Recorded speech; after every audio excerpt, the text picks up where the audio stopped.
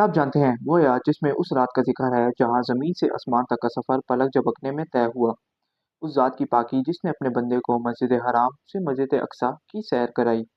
اللہ تعالیٰ نے اس روحانی سفر کے فوراً بعد بنی اسرائیل کا ذکر کیوں کیا؟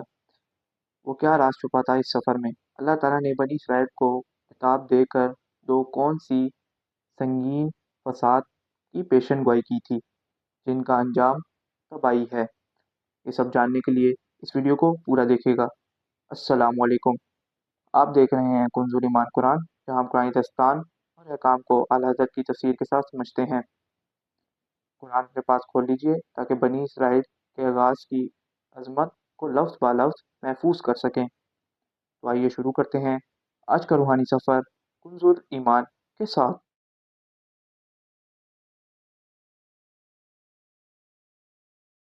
سورہ بنی اسرائیل کی ابتدا ہے اور یہ 15ویں پارے کی بھی ابتدا ہے۔ سورہ بنی اسرائیل کا دوسرا نام سورہ اسراء بھی ہے۔ یہ سورت مکی سورت ہے، ہجرت سے پہلے نزول ہوا۔ قرآن پاک کی ترتیب کے اعتبار سے اس کا نمبر 17 ہے اور نزول کے اعتبار سے اس کا نمبر 50 ہے۔ اس میں 111 آیتیں ہیں اور 12 رکوع ہیں۔ اس کی پہلی آیت کریمہ معراج کے واقعے کو بیان کرتی ہے۔ بسم اللہ الرحمن الرحیم، اللہ کے نام سے شروع جو بہت ہی زیادہ مہربان نہایت رحم کرنے والا۔ سبحان الذی، پاک ہے وہ ذات۔ چونکہ معراج کا واقعہ ہے اور معراج کا واقعہ ایسا ہے کہ جو عام لوگوں کی عقلوں میں آتا نہیں ہے، ناقص عقلیں اسے تسلیم نہیں کرتی کہ راتوں رات مختصر سے حصے میں اتنا بڑا سفر کیسے ہو سکتا ہے۔ اس آیت کریمہ میں یہ بتایا گیا کہ سفر اللہ نے کرایا اور اللہ تبارک و تعالی ہر چاہت پر قادر ہے، وہ ہر عیب سے پاک ہے۔ اگر کوئی کہے کہ اللہ بھی نہیں کرا سکتا تو وہ انتہائی نادان ہے اور اس نے اللہ کی قدرت کو تسلیم نہ کیا۔ اس لیے ابتدا میں سبحان کا لفظ آیا۔ سبحان الذی، پاک ہے وہ ذات جس نے اسغا، سیر کرائی، بعبدہ، اپنے خاص بندے کو، لیلاً، راتوں رات، رات کے مختصر سے حصے میں۔ اسرا جو ہے وہ رات کو سیر کرنے کو کہتے ہیں، رات کو لے جانا، رات کو سیر کرانا۔ لیکن پھر دوبارہ لیلاً، لیلاً بھی رات کو کہتے ہیں۔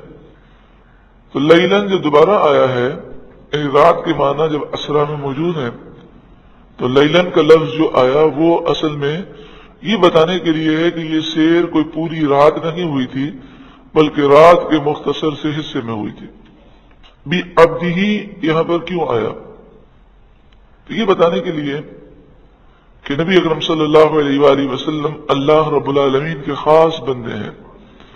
دوسری بات یہ ہے کہ عربی زبان میں اگر آپ دیکھیں تو پورے قرآن میں جہاں بھی لفظ عبد استعمال ہوا اس سے روح اور جسم دونوں مراد ہوتے ہیں، صرف روح کو عبد نہیں کہا جاتا۔ تو بعبدہ سے ثابت یہ ہوتا ہے کہ نبی اکرم صلی اللہ علیہ وآلہ وسلم کو یہ معراج جو نصیب ہوئی یہ جسمانی معراج تھی، یعنی جسم اور روح دونوں کو معراج نصیب ہوئی۔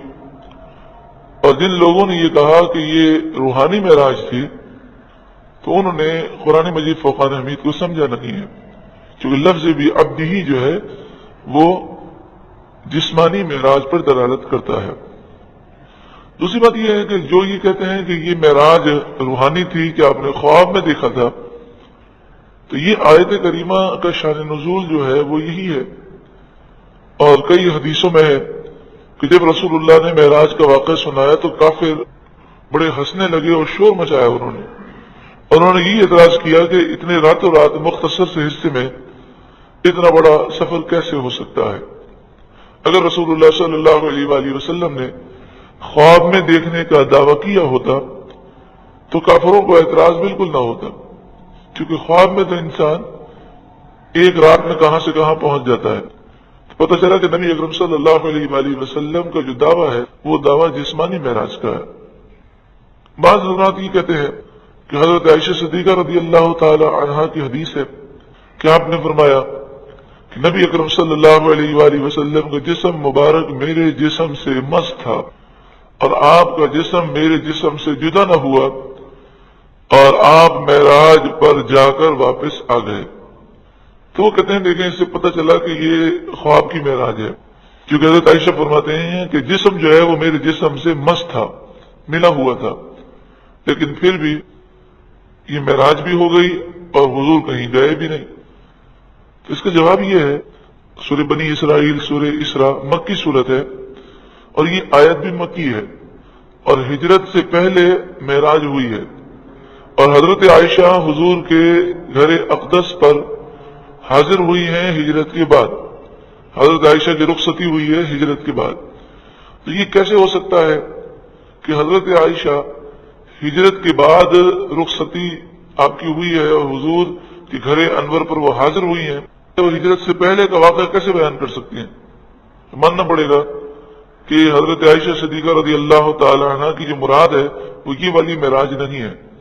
نبی اکرم صلی اللہ علیہ وآلہ وسلم کو محققین کی رائے کے مطابق 34 معراجیں ہوئیں، ان میں سے ایک یہ معراج ہے جس کا ذکر یہاں پر ہے، یہ جسمانی معراج ہے، اور 33 معراجیں جو ہیں وہ خواب کی معراج ہیں۔ تو حضرت عائشہ کوئی خواب والی معراج کا ذکر کر رہی ہیں۔ اسی طرح حضرت عائشہ صدیقہ رضی اللہ تعالی عنہا کے متعلق یہ کہنا کہ آپ فرماتی ہیں کہ حضور نبی کریم صلی اللہ علیہ وآلہ وسلم نے اپنے رب کا دیدار اپنی آنکھوں سے نہیں کیا، تو یہ حدیث بھی جو ہے، یہ معاملہ جو ہے اس کا وہ مطلب نہیں ہے جو لوگوں نے سمجھا ہے، کیونکہ کئی صحابہ کرام اور کئی بزرگان دین کی یہ تحقیق ہے کہ شب معراج نبی اکرم صلی اللہ علیہ وآلہ وسلم نے اپنی جاگتی ہوئی آنکھوں سے رب کا دیدار کیا۔ حضرت عائشہ جو کچھ فرما رہی ہیں وہ یہ فرما رہی ہیں کہ کسی آنکھ میں یہ طاقت نہیں کہ وہ رب کی ذات کا احاطہ کر سکے، تو آپ احاطے کی نفی فرما رہی ہیں، یعنی حضور صلی اللہ علیہ وآلہ وسلم نے اللہ کو دیکھا، مگر اللہ کی ذات کا احاطہ حضور کی نگاہیں نہیں کر سکتے، کیونکہ اللہ تعالی کی جس طرح ذات و صفات لامحدود ہے، اسی طرح اللہ تبارک و تعالی کی ذات و صفات کو کوئی شخص اپنی آنکھوں کے اندر محدود نہیں کر سکتا، کیونکہ میں آپ کو دیکھوں گا تو آپ کی لمبائی چوڑائی میرے دماغ میں محدود ہو جائے گی، آپ مجھے دیکھیں گے تو میں آپ کے دماغ میں پورا اندر آ جاؤں گا، اور اللہ کی ذات کسی کے ذہن میں سما نہیں سکتے۔ تو حضرت عائشہ کی مراد یہ ہے کہ حضور صلی اللہ علیہ وآلہ وسلم کی آنکھوں نے اللہ کی ذات کا احاطہ نہیں کیا، کیونکہ اللہ کا کوئی احاطہ نہیں کر سکتا، اللہ سب کا احاطہ کرنے والا ہے۔ من المسجد الحرام، مسجد حرام سے الی المسجد الاقصی، مسجد اقصی تک، گو یہ سفر مسجد اقصی سے آگے بھی جاری رہا۔ آسمانوں کی سیر ہے، جنت جہنم کا ملاحظہ کرنا ہے، رب کا دیدار کرنا ہے، عرش کو دیکھنا ہے، کرسی کو دیکھنا ہے، لیکن واضح طور پر مسجد حرام سے مسجد اقصی کا ذکر کیا گیا۔ بات یہ ہے کہ جو شخص آسمانوں، جنت، جہنم کسی کو مانتا نہیں ہے اور نہ اس نے ان چیزوں کو دیکھا ہے، تو اسے سمجھانے کے لیے اس بات کو پیش کیا جائے گا کہ جو بات اس نے دیکھی ہے اور جو بات اس کے لیے تعجب انگیز ہے، اگر پہلی بات اس کی سمجھ میں آ گئی تو باقی باتیں وہ خود بخود مان لے گا۔ مسجد حرام سے مسجد اقصی تک کا جو سفر ہے وہ 3 مہینے کی مسافت ہے۔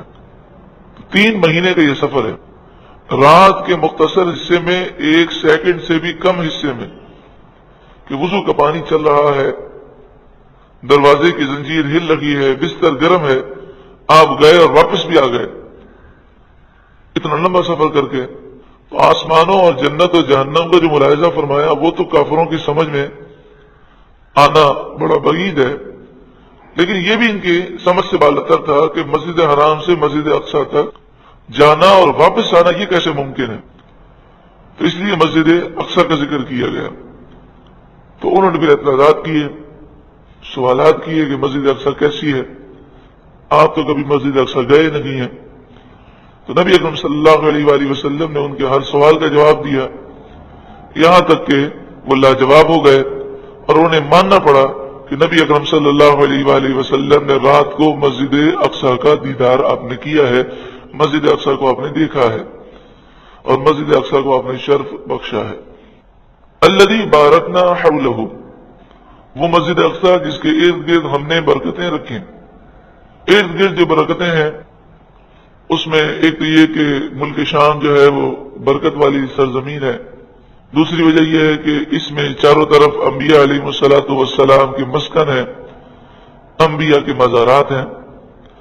سب سے زیادہ جو مزارات ہیں وہ مسجد اقصی کے ارد گرد ہیں، انبیاء کے مزارات۔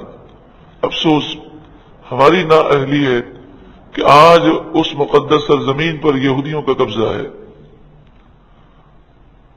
انبیاء کے مزارات بڑے مقدس ہیں، مسجد اقصی بڑی مقدس ہے۔ 1,24,000 کم و بیش انبیاء وہاں پر آئے، حضور کی امامت میں انہوں نے نماز پڑھی، اتنی مقدس یہ مسجد ہے، لیکن آج وہ یہودیوں کے قبضے میں ہے۔ تو مقدس مسجد ہو، مزارات ہوں، اگر کسی غلط آدمی کے قبضے میں ہوں تو اس سے غلط آدمی صحیح نہیں ہو جائے گا، بلکہ اصول یہ ہے کہ شریعت کو دیکھا جائے گا۔ کسی مقدس مقامات پر قبضہ کر لینا یہ کوئی حق ہونے کی دلیل نہیں ہے۔ یہ مسجد حرام سے مسجد اقصی کا جو سفر تھا، یہ سفر کی اختتام نہیں تھا بلکہ ایک مقصد کے لیے سفر تھا۔ یہاں مسجد اقصی کے بعد پھر آسمانوں کی سیر کی ابتدا ہوتی ہے، لِنُرِيَهُ مِنْ آیاتنا، تاکہ ہم اپنی نشانیاں حضور کو دکھائیں۔ إِنَّهُ هُوَ السَّمِيعُ الْبَصِيرُ، بے شک وہی خوب سننے والا، دیکھنے والا ہے۔ وَآتَيْنَا مُوسَى الْكِتَابَ، اور ہم نے موسیٰ علیہ السلام کو کتاب دی، وَجَعَلْنَاهُ هُدًى لِبَنِي إِسْرَائِيلَ، اور موسیٰ علیہ السلام کو جو ہم نے کتاب دی، اس کتاب کو بنی اسرائیل کے لیے ہدایت بنایا۔ اللہ تتخذوا من دونی وکیلا، کہ تم میرے مقابلے میں کسی کو وکیل نہ بنانا، کسی پر بھروسہ نہ کرنا، بھروسہ تم مجھ ہی پر کرنا۔ ذریۃ من حملنا مع نوح، ذریہ وہ اولاد ہے، من حملنا مع نوح، نوح علیہ السلام کے ساتھ جو لوگ سوار تھے ان کی اولاد ہیں باقی دنیا کے لوگ، تو بنی اسرائیل بھی انہی میں سے ہیں، کیونکہ طوفان نوح کے بعد تمام لوگ ہلاک ہو چکے تھے، وہی زندہ بچے تھے جو کشتی میں سوار تھے۔ انہ کان عبدا شکورا، بے شک وہ نوح علیہ السلام شکر کرنے والے بندے تھے۔ وقضینا الی بنی اسرائیل فی الکتاب، اور ہم نے بنی اسرائیل کو کتاب میں وحی کی، ہم نے بنی اسرائیل کو فیصلہ سنایا، لَتُفْسِدُنَّ فِي الْأَرْضِ مَرَّتَيْنِ، تم زمین میں ضرور بضرور 2 مرتبہ فساد کرو گے۔ جب تک تم فساد نہیں کرو گے اس وقت تک تم خوشحالی کی زندگی بسر کرو گے، لیکن جب تم فساد کرو گے تو تم پر مصیبتیں آئیں گے۔ وَلَتَعْلُنَّ عُلُوًّا كَبِيرًا، اور ضرور بضرور تم بہت بڑا غرور و تکبر کرو گے۔ ایسا ہی ہوا، بنی اسرائیل نے توریت کو چھوڑ دیا، گناہوں میں پڑ گئے، ایک دوسرے پر حملے کرنے لگے، سرکشی کرنے لگے۔ فَإِذَا جَاءَ وَعْدُ أُولَاهُمَا، پھر جب پہلا وعدہ آیا اور ان کی سرکشی بڑھنے لگی، بَعَثْنَا عَلَيْكُمْ عِبَادًا لَنَا، تو ہم نے ان پر ہمارے بندے بھیجے، اُولی بَأْسٍ شَدِيدٍ، جو سخت لڑائی لڑنے والے تھے۔ یہ جو بندے بھیجے گئے یہ کوئی مسلمان نہیں تھے، وہ کافر تھے، اور بنی اسرائیل مسلمان تھے۔ جب انہوں نے گناہ کیے تو عذاب کے طور پر کافروں کو ان پر مسلط کر دیا گیا، اور یہ اصول سمجھا دیا گیا کہ اے قرآن کے ماننے والوں، اگر تم قرآن پر عمل کرو گے تو تمہارا بھلا ہے، اور سرکشی کرو گے تو تمہارا روب دبدبا جاتا رہے گا اور تم پر کافر مسلط کر دیے جائیں گے۔ فجاسو خلال الدیار، تو وہ تمہارے شہروں کے اندر تمہاری تلاش میں گھسنے لگے اور تمہیں تلاش کر کر کے تمہیں قتل کرنے لگے، نہ بچے بچ سکے، نہ عورتیں، نہ بوڑھے، نہ بیمار۔ تو جب نیکی کا حکم نہ دیا جائے، برائی سے نہ روکا جائے اور اللہ کا غضب نازل ہو تو سب ہی مبتلا ہوتے ہیں۔ وَكَانَ وَعْدًا مَفْعُولًا، یہ وہ وعدہ تھا جسے پورا ہونا تھا۔ جب بنی اسرائیل کو مار لگی تو وہ سدھر گئے اور توبہ کر لی۔ ثُمَّ رَدَدْنَا لَكُمُ الْكَرَّةَ عَلَيْهِمْ، پھر ہم نے ان پر الٹ کر تمہارا حملہ کر دیا، تمہیں طاقت دی، تم نے ان کافروں پر حملہ کیا اور انہیں مار بھگایا۔ وَأَمْدَدْنَاكُمْ بِأَمْوَالٍ وَبَنِينَ، اور ہم نے تمہاری مدد کی مال کے ذریعے، اولاد کے ذریعے۔ وَجَعَلْنَاكُمْ أَكْثَرَ نَفِيرًا، اور تمہارا لشکر ہم نے بڑھا دیا۔ ان احسنتم احسنتم لانفسکم، اگر تم بھلائی کرو گے، نیکی کرو گے تو اپنا ہی بھلا کرو گے۔ وَإِنْ أَسَأْتُمْ فَلَهَا، اور اگر تم برائی کرو گے، گناہ کرو گے تو اپنا ہی نقصان کرو گے۔ یہ اصول سمجھا دیا گیا کہ اگر تمہیں یہ محسوس ہو کہ تم پریشان حال ہو، مصیبتیں، آفتیں ہیں، بلائیں ہیں، دشمن حاوی ہے، تو سب مل کر سچے دل سے سچی پکی توبہ کرو اور شریعت کے پابند ہو جاؤ، اللہ تمہاری شکست کو غلبے سے تبدیل فرما دے گا۔ فَإِذَا جَاءَ وَعْدُ الْآخِرَةِ، پھر دوسرا وعدہ آیا، پھر انہوں نے جب مال بہت ہو گیا، خوشحالی ہو گئی، پھر گناہوں میں پڑ گئے۔ لِيَسُوءُوا وُجُوهَكُمْ، کہ دشمن تمہارا منہ بگاڑ دیں، وَلِيَدْخُلُوا الْمَسْجِدَ، اور دشمن تمہاری مسجد میں داخل ہو جائے، كَمَا دَخَلُوهُ أَوَّلَ مَرَّةٍ، جیسا کہ وہ پہلی مرتبہ داخل ہوئے۔ یعنی پہلی مرتبہ بھی کافروں نے مسجد کی بے حرمتی کی، اور دوسری مرتبہ بھی کافروں نے جب حملہ کیا تو مسجد کی بے حرمتی کی۔ پتہ ہی چلا کہ مقدس مقامات کی بے حرمتی ہونا یہ اللہ کے غضب کی علامت ہے۔ تو جب اللہ تعالیٰ ناراض ہو جاتا ہے گناہوں کی وجہ سے اور پھر وہ غضب فرماتا ہے اور کافروں کو وہ مسلط فرماتا ہے، تو پھر ہمارے مقدس مقامات محفوظ نہیں رہتے۔ تو مقدس مقامات کی بے حرمتی سے مقدس مقام کی شان میں کوئی فرق واقع نہیں ہوتا، بلکہ یہ ہمارے منہ پر تماچا ہوتا ہے کہ یہ ہماری سستی ہے، کاہلی ہے، یہ ہماری غفلتیں ہیں کہ ہم جس کی حفاظت کی ہماری ذمہ داری تھی ہم نے وہ ذمہ داری پوری نہ کی۔ وَلِيُتَبِّرُوا مَا عَلَوْا تَتْبِيرًا، اور وہ جس چیز پر قابو پائے ہیں اسے تباہ کر کے برباد کر دیں۔ ایسے ظالم تم پر مسلط ہوئے تمہارے گناہوں کی وجہ سے۔ عَسَى رَبُّكُمْ أَن يَرْحَمَكُمْ، قریب ہے کہ تمہارا رب تم پر رحم کرے، تم توبہ کرو، استغفار کرو، اللہ کرم کرے گا۔ وَإِنْ عُدْتُمْ عُدْنَا، اور اگر تم نے پھر شرارت کی تو ہم تمہیں پھر سزا دیں گے۔ یہ بنی اسرائیل کو کہا گیا اور ہمارے لیے نصیحت ہے۔ ہم نے آج تک یہ دیکھا کہ مسلمان جب تک دین کے پیروکار تھے اور شدت کے ساتھ دین کو وہ پختگی کے ساتھ پکڑنے والے تھے تو کبھی بھی انہیں شکست نہیں ہوئی، اور جب سے دین پر پختگی کو لوگوں نے بنیاد پرستی، شدت پسندی، مذہبی جنونیت، انتہا پسندی کا نام دے دیا، اور دین سے دوری کو، بے حیائی کو، فحاشی اور یانی کو، بے شرمی کو، اللہ اس کے رسول کی محبت سے دوری کو لوگوں نے جب وسعت نظری، روشن خیالی اور عقل مندی کا نام دے دیا تو اس کے بعد ہمیں ترقی نہیں ملی، ہم زوال پذیر ہی زوال پذیر ہیں۔ وَجَعَلْنَا جَهَنَّمَ لِلْكَافِرِينَ حَصِيرًا، اور ہم نے جہنم کو کافروں کا قید خانہ بنایا ہے۔ إِنَّ هَذَا الْقُرْآنَ يَهْدِي لِلَّتِي هِيَ أَقْوَمُ، بے شک یہ قرآن وہ راستہ دکھاتا ہے جو راستہ سب سے سیدھا ہے۔ وَيُبَشِّرُ الْمُؤْمِنِينَ الَّذِينَ يَعْمَلُونَ الصَّالِحَاتِ، اور وہ مومنین جو اچھے عمل کرتے ہیں انہیں یہ قرآن خوشخبری دیتا ہے، أَنَّ لَهُمْ أَجْرًا كَبِيرًا، کہ بے شک ان کے لیے بہت بڑا اجر ہے۔ وَأَنَّ الَّذِينَ لَا يُؤْمِنُونَ بِالْآخِرَةِ، اور جو لوگ آخرت پر یقین نہیں رکھتے، اعتدنا لهم عذابا علیما، ہم نے ان کے لیے دردناک عذاب تیار کر رکھا ہے۔ اس رکوع میں ہم نے معراج کا واقعہ مختصراً اس پر جو سوالات تھے وہ ان کے جوابات ہم نے سماعت کیے، اور جو خاص بات ہم نے سماعت کی وہ یہ کہ مسلمانوں کے آج بھی زوال کا سبب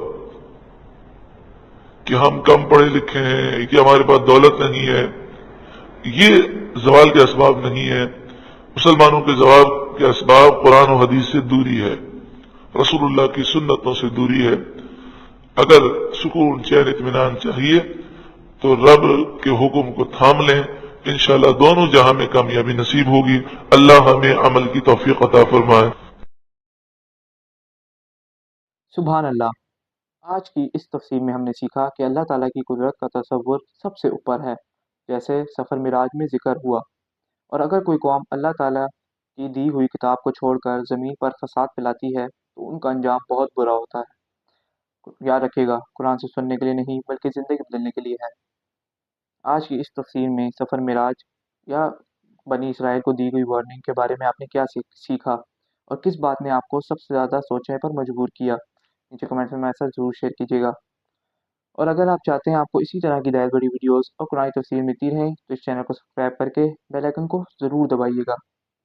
اگلی ویڈیو میں ہم جانیں گے کہ انسان جلد باز کیوں ہوتا ہے، اور اللہ تعالیٰ نے دن اور رات میں نشانیاں کیسے چھپائی ہیں، اور آخرت میں ہمارا نامہ اعمال کیسے کھولا جائے گا۔ اللہ تعالیٰ ہمیں قرآن سمجھنے اور عمل کرنے کی توفیق دے، آمین۔ درود پاک پڑھ لیجئے۔ مولایا صلی وسلم دائما ابدا علی حبیبک خیر الخلق کلہم۔